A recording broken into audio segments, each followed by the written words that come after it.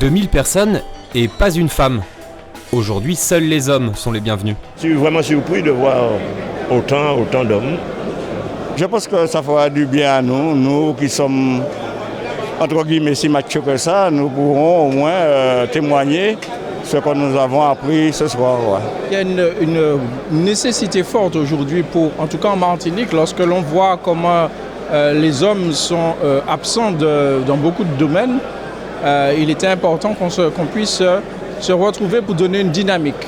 Organisé pour la première fois en Martinique, à l'initiative de l'évêché, le jubilé des hommes mettrait le doigt sur une particularité culturelle. En Martinique, vous savez, il y a une catégorie particulière pour les hommes, précisément. Il y a peut-être dans notre culture des éléments où l'homme n'est pas respecté, parce que beaucoup d'hommes n'ont pas été respectables aussi, peut-être. Beaucoup, pas tous, Dieu merci.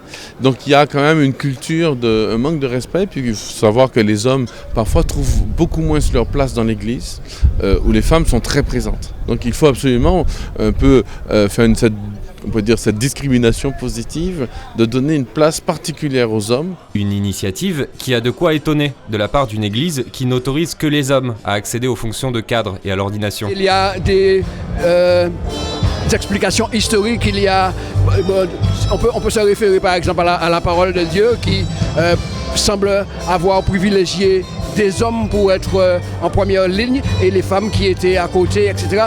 C'est un faux débat. Et vu le succès du jubilé, l'Église a d'ores et déjà prévu d'organiser d'autres événements du même type au cours de l'année.